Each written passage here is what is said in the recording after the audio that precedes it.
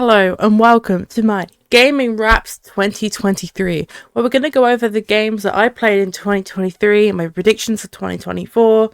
That's kind of it, actually. That is mostly what this is. We're going to look at my year in review in gaming, because I love doing wraps. I love wraps. Spotify Wraps my highlight of my year for a couple of days. But I love it. And I like doing wraps. And I'm just like a recapper. I love memories and thinking back on my year, and I do like a 2023 or a yearly collage every year. So we're going to do it with gaming too, and then in a couple of years I can look back on this and be like, nice. So without further ado, let's go. Let's do some gaming wraps.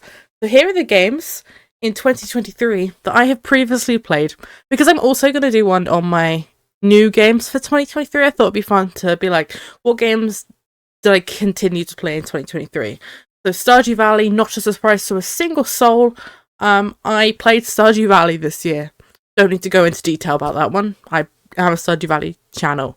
And then the Frog Detective games, a bit of a random one here, but I decided to replay all the Frog Detective games because I love them. They're really short, so it's like a really good time. You're like, you know what? I just need a funny, silly little game to kill like an hour and a half of my time. Frog Detective has got you, so I do recommend if you've played them before. Now they're all out in that little mystery pack too, so if you don't own them, you can own them all. They're on Games Pass, I'm pretty sure too. So recommend get back into the Frog Detective games. The next one, House Flipper. I have owned House Flipper for a long time and I played it a lot. I always had issues with the UI and the tablet and getting the furniture and stuff, which is why I kind of fell off it. But I was so excited for House Flipper 2 that I started playing House Flipper again. They had so many updates that I had no idea about, and honestly, they're such good updates that I recommend getting House Flipper if you don't want to do 2 just yet. Honestly, it's a really, really, really fun time, and I recommend House Flipper more than anything, and I will continue to be playing House Flipper, so watch out for some House Flipper content 2024. Now, the Witcher franchise is my favourite franchise. It's one of my favourite things, I guess. I love the series. Even the series is fine. I've read all the books. I love the games. The Witcher 3 is top 3 of my games of all time. I'm a big Witcher girly.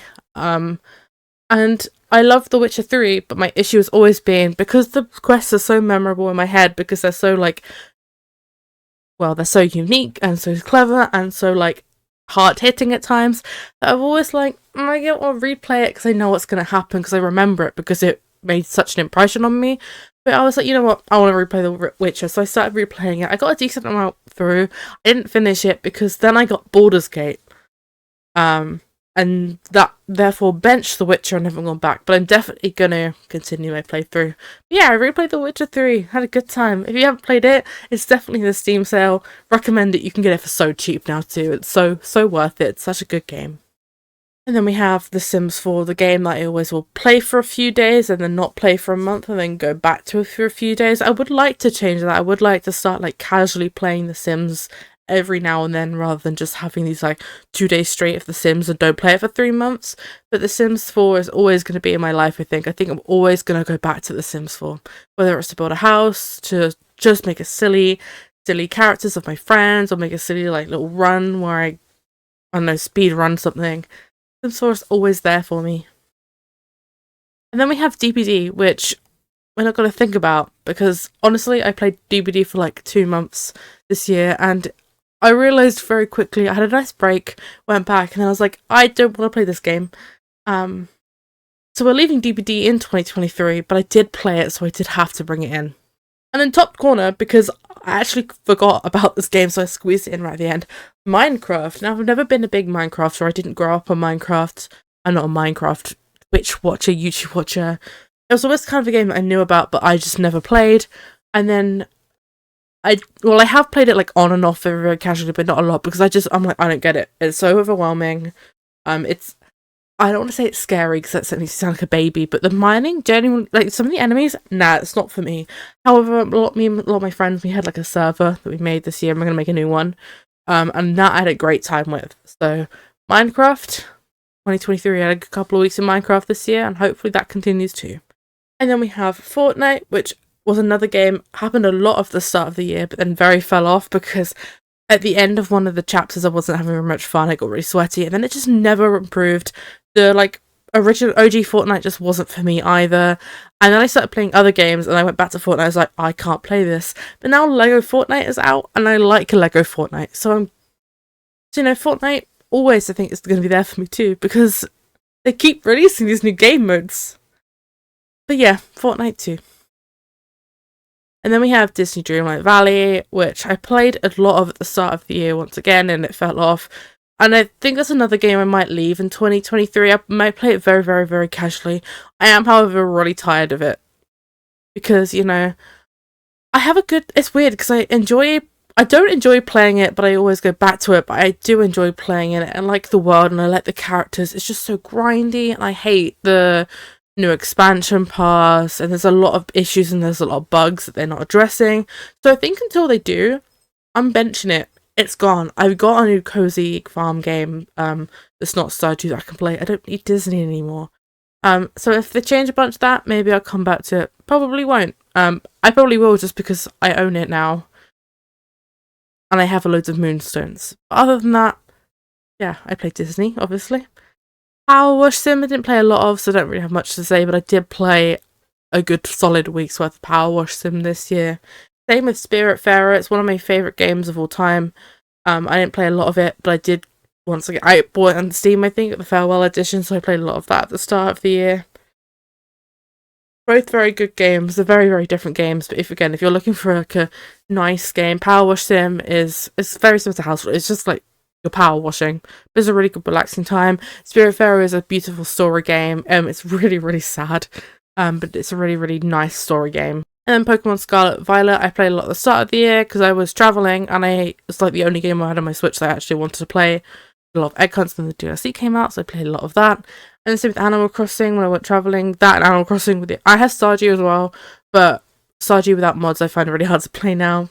So those are the only games that when I didn't have access to my PC that I was playing. So I played a bit of Animal Crossing in 2023, which I wasn't really expecting, seeing as I burnt out on that very quickly, but there it is. And these are the games I played in 2023.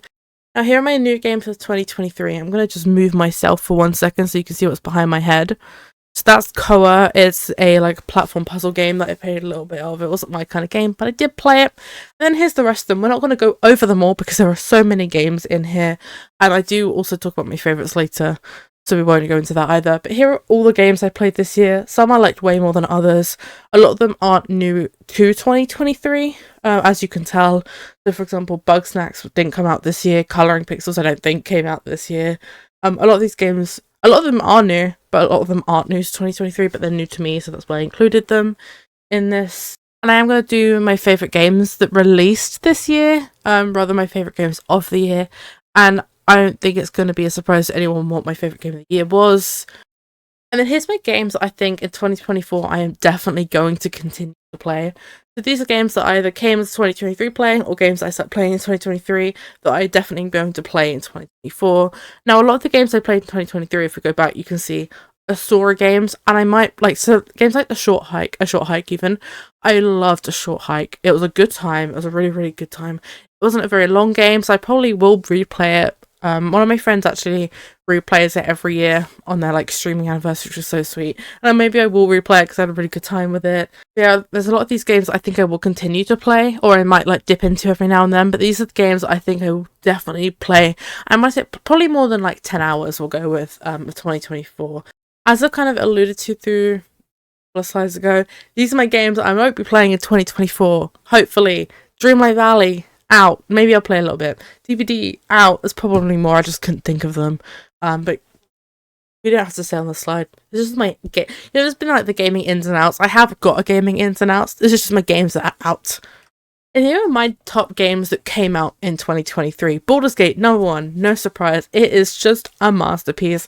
And the more I'm playing it, the more I'm having fun with it. So when I first started playing it, I was kind of into it, but I was it's fine. And then I had a little break and I came back and then I got into it and then I finished my first playthrough and I was I get it now.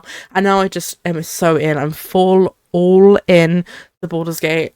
There is unsurprisingly my favourite game of 2023. It is the game of the year of 2023, so it makes so much sense that it is also my game of the year. But then Sticky Business, I said before, I love Sticky Business. It's one of the best games that came out in my opinion. It's just such a good concept, very, very well executed, and I love it. When She Come Home was also one of my favourite games.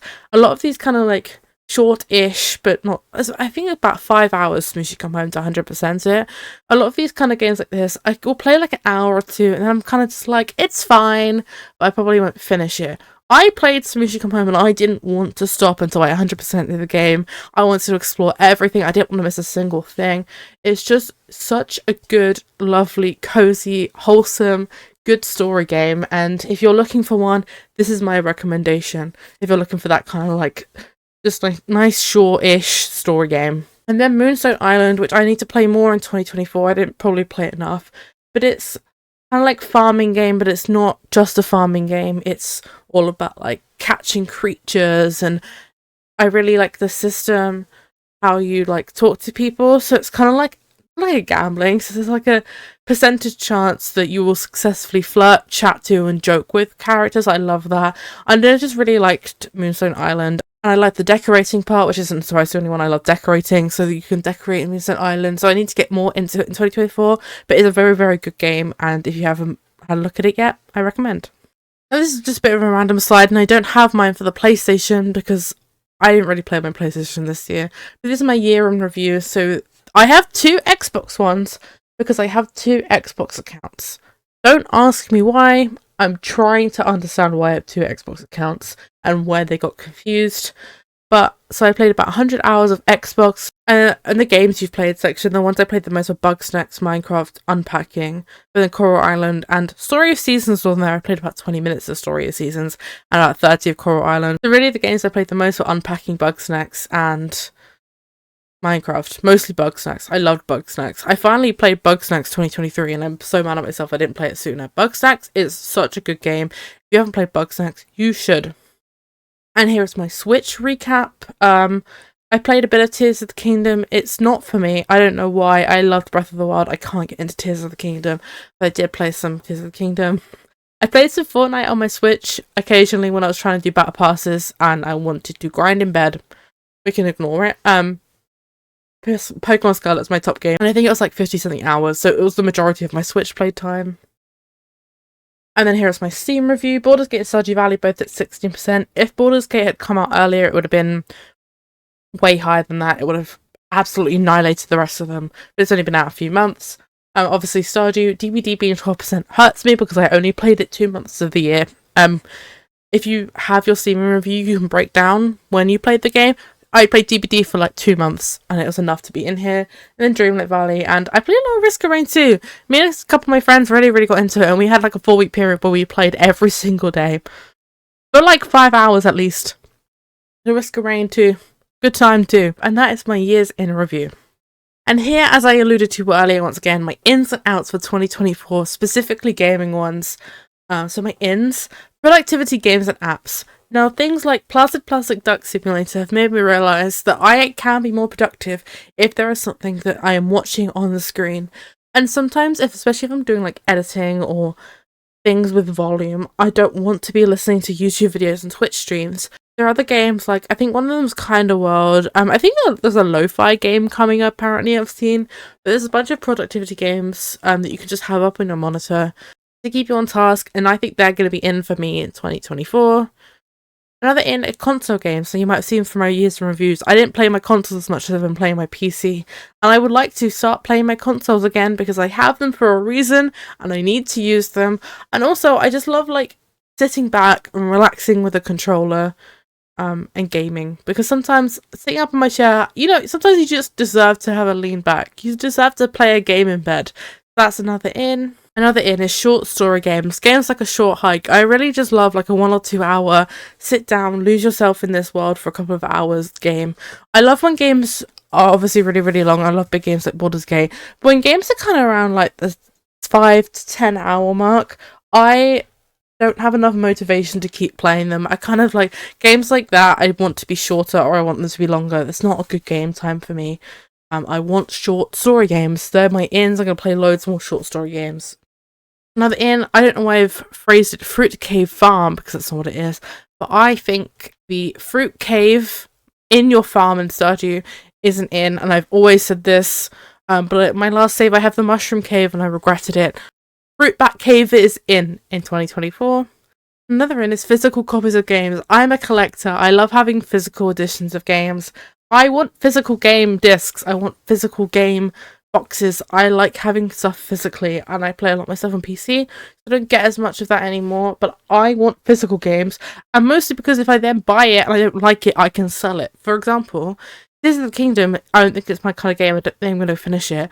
I bought it physically, and now I can sell it, so it doesn't feel like I've wasted my money. If I'd have bought it on digital and didn't like it after a few hours, tough, I've lost that money now. So like, why shouldn't I buy a physical game? Obviously, because you might break it. I want the physical game. Give me the physical game. And then another in is replaying my favourite games. As I spoke about The Witcher earlier, I just want to replay games that I really like. Like I said, I loved The Short Hike this year. I want to replay that. Sticky Business. Then also think games like Skyrim and the Dragon Age games and Ratchet and Clank. All my childhood games. That's an aim for 2024. Replaying games I know I'm going to like, rather than trying all these new games that I'm not sure I'm going to like, and then I feel like I've wasted my time. And then my outs. And this is a big one for me. Comparing any game that has any form of farming mechanic to Stardew Valley. I am over it. Because maybe it's like Stardew Valley, because you do very similar things in both of them. But there is a term for that. You can just say farming game. And also, I just don't think it's fair on the game devs. I don't know, I just don't like when people do it. Hello, this is Editing M, here to explain the point better than I'm doing in this video right now.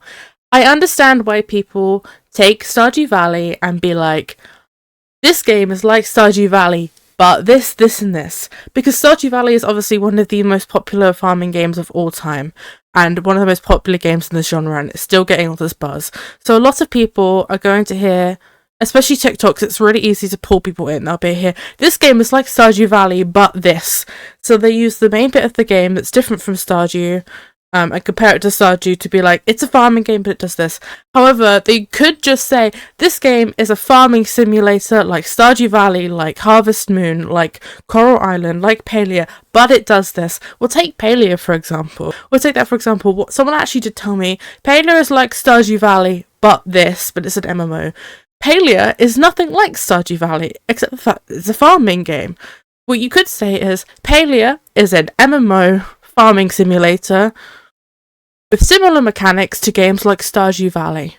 And I understand that's longer to say, and I understand again why people say this is Stardew Valley but this, but I really think, especially with these like indie companies, we should be taking the point of that game that is the selling point and saying that bit first before we do the comparison. These indie devs work hard. It's really hard to make unique stuff. It's going to be so hard to have your own spin, especially in this genre of game. So when they do something really, really good and they have a really nice, unique feature, that should be the highlight of the game. And I just think comparisons need to stop full stop, because I genuinely think a lot of us are getting to the point where if I hear someone say, this game is like Stardew Valley, but I'm tuned out. Like, I have heard this so many times with games that aren't like Stardew Valley, that now when games could be like Stardew Valley, most of the time I'm like, no, it's just going to be a farming game. And most of the time it is a farming game. So I think people are getting fed up of it, and I'm glad we're talking about it.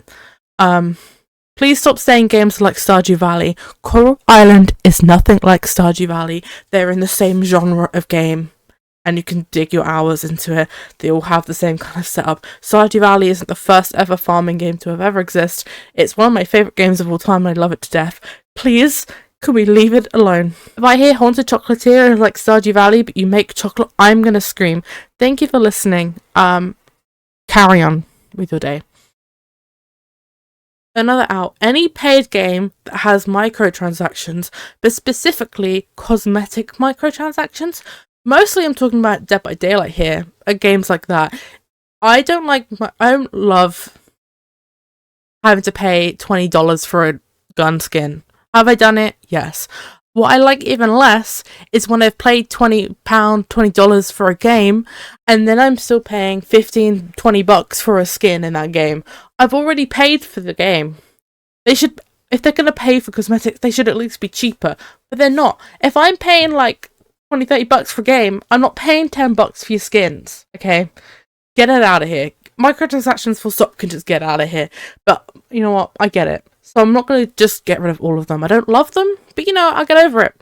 Anything I've paid for, I am not paying for cosmetics. Another out, Twitch drops, because they don't work. The amount of times that I've tried to get a Twitch drop and it's just not registering here. Over it, get them out of here. Give me the cosmetic for free. Another out is the best merch being in the US. I'm British, I live in the UK. Fangamer and Team Sanchi and other places, and even Etsy. All the stuff I want to buy is in the US and I have to pay so much money to get it shipped. And it's not their fault at all. It's not these companies' fault. And I'm not blaming them. They should be charging that because, you know, that's just how life is. I'm tired of it though. When am I going to get good merch that I don't have to pay like really a lot of money to get my hands on? I want it. Give it to me. And finally, this is a really niche one. When they make games of kids shows, but they're charging like 40 bucks for a really, really not even mid, a really bad 2-hour game. Bluey game, Peppa Pig game, too expensive. Stop taking advantage of these parents. Here are the games of 2024 that I'm excited about. There's a lot on here. A lot of them don't even have 2024 release dates. They are coming soon release dates. So like Memento, Tiny Bookshop. I'm hoping they're coming out in 2024. But these are the games that I'm excited about. There's a good range here. I don't know about the Tomb Raider. But I love Tomb Raider, so it's on here. But yeah, here are the games I'm excited about for 2024. Here is my games I predict I'm going to play the most in 2024.